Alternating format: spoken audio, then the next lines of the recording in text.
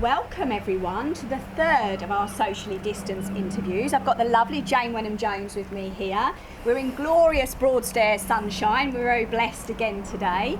And it's our way of keeping in touch with you all while we can't bring you live events.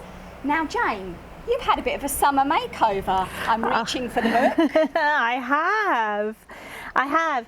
That's my book that was published in 2005, unbelievably, the first time. One glass is never enough. Fantastic. And the publisher was quite a small publisher for that book, and it's been taken over by Headline, Hachette, and they have chosen it to be re-released, which is lovely. And it's got a brand new cover, as you can see, very pretty cover. And I'm really delighted. Absolutely, and also I know, because I have read the book, that it's set in Broadstairs, and I know it's a very special book for you. It is special to me. I mean, I'm writing my 10th at the moment, but this one is particularly special for several reasons. The first two were published by Transworld, and they were a certain sort of book, which I was very pleased with, and then there was a sort of delay before I wrote that one. And by the time I'd written that one, my editor had left, and they didn't want to publish that book because they felt it was too much of a departure from the first two. And they said that one of the comments was there are too many serious issues in it, because the first two were a bit lighter.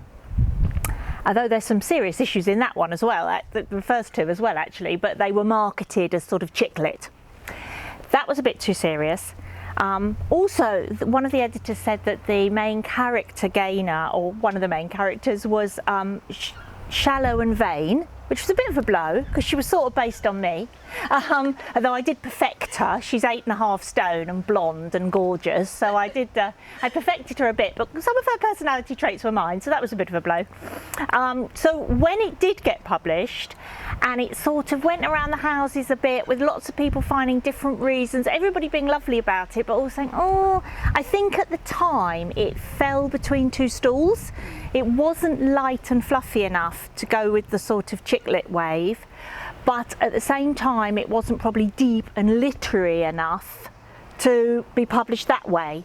It's very much a very typical contemporary women's fiction now, but at the time it sort of fell between two stools.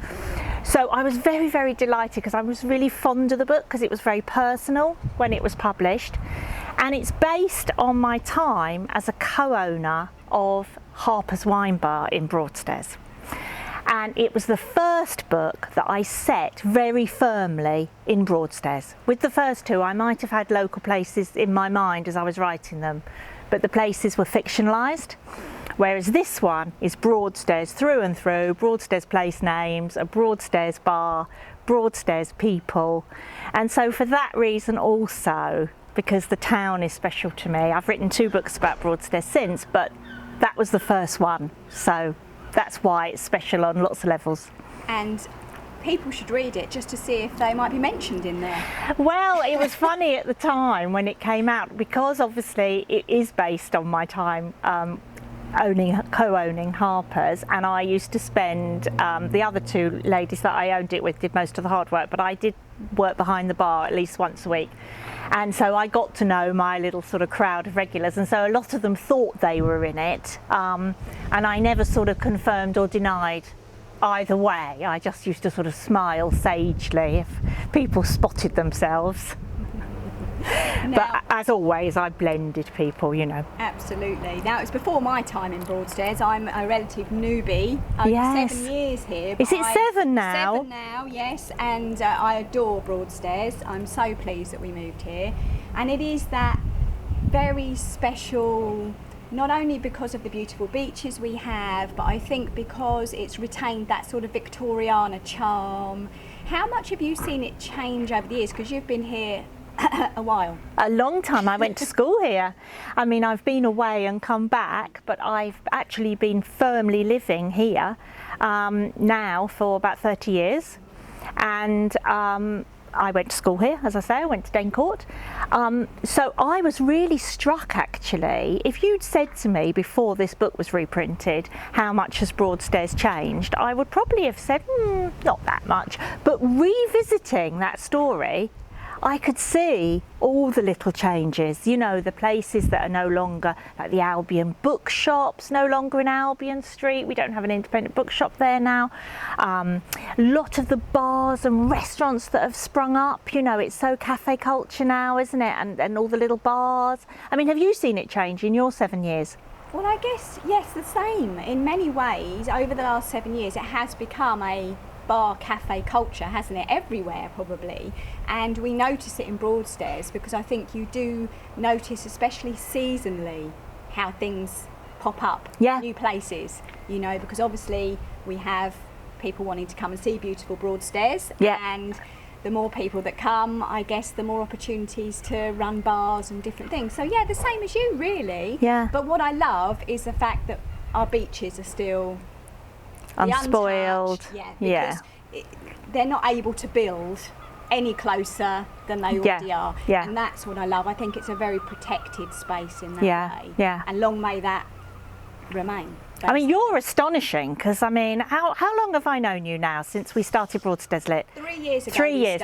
But I remember when I met you being astonished because you know everybody. I've been here 30 years, so you've been here 4. You knew everybody. Absolutely everyone. You've been in and out of all the businesses. You knew exactly what was going on. Yeah, that says a lot about me, though, doesn't it? But did you, I mean, when you got here, has that happened by osmosis, or did you set out to think, right, I'm going to get to the bottom of this town? You know, I think a bit of that, in that I really, when we moved here, we wanted to be part of the community. And I think with Broadstairs, it is one of those places where if you want to be, you can be. Yes. You can get on in there. And there's a lot of really lovely people. There are, I know. Want that as well. Yeah. So when you're amongst that, I think it makes it easier. You become part of that community network.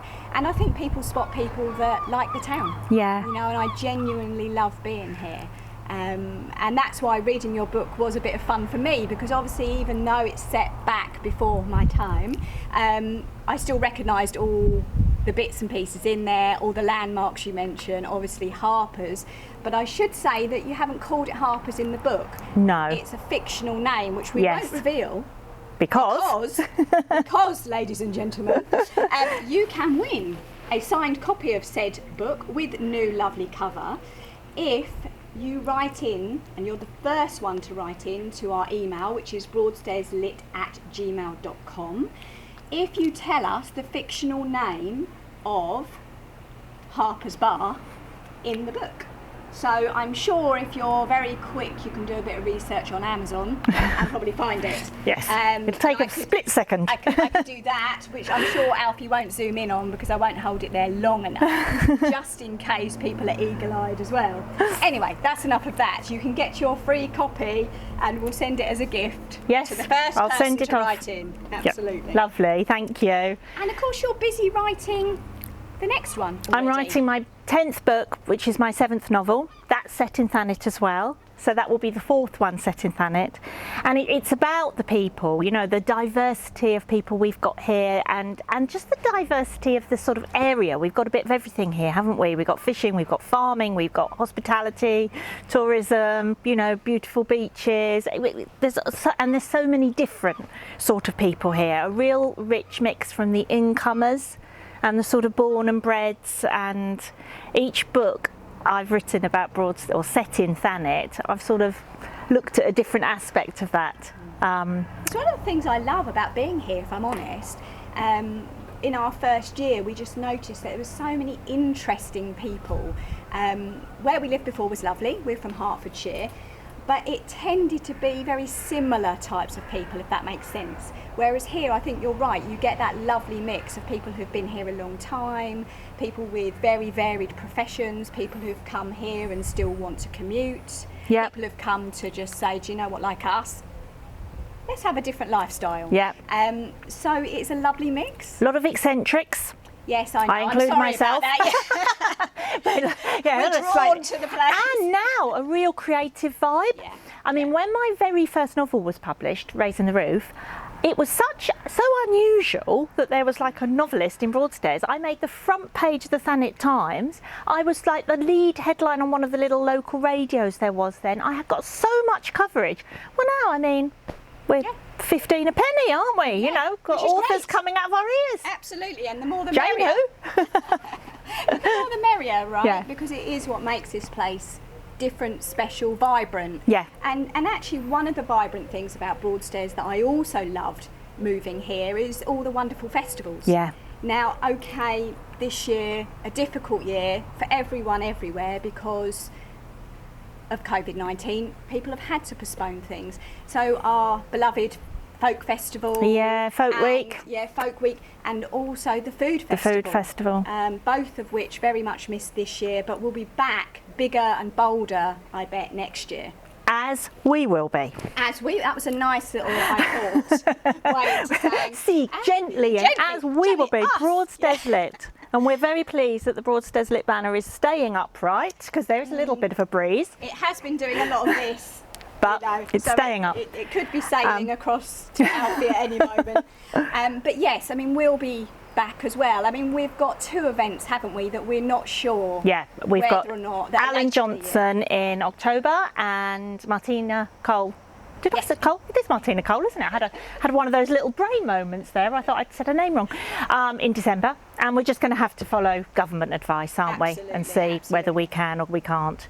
I mean, the good news is that the authors that we've had to postpone, like Lara Maitclim, Claire McIntosh, those have straight away said, absolutely, can't wait, we'll be there next year. So we're in the process of already getting new dates, aren't we, for those authors? Yes, we're going to have quite a packed schedule next year because we had a few surprise names coming already. So, watch this space. Extra busy bees next year. And we have, of course, got these online films. Yes, in the meantime, what's great is that we can do this kind of thing and give away a few free books as we go along. Yep. So the Chetna interview, we managed to get a lovely, beautiful book from Chetna, her new book, Chetna's Healthy Indian Vegetarian. And we will try and persuade anyone else, I think, that we interview to give away a book, because it's a nice extra thing, isn't it, to do that? Yes. There's an interview with Claire McIntosh as well. If you go onto our website, broadstairslit.co.uk, you can see online interviews tab and you'll see links to all of them, and there are more to come, aren't there? Absolutely. We'll keep them going while we can't bring you live events. We do miss you all. But it's great to be able to just share with you perhaps some things that we wouldn't have actually. Some of the interviews that we wouldn't have had the chance to do. So there's always a positive. Yes. Always a positive. Keep watching the website and you'll see films, you'll see news of our events. And if we do have to postpone anything else, we will bring you something special online instead. Of course we will. And don't forget, you can win your freebie, signed, of course. And you just need to be the first one to name the fictional name of Harper's Bar in this book of Jane's, and she will whiz you a copy of this, and just write in to our email, which is broadstairslit@gmail.com. Thank you. Lovely. It has. It's nice to chat to you. A little bit of a catch up and see your new cover. Yeah, it's been lovely. Thank you very much, and thank you for watching.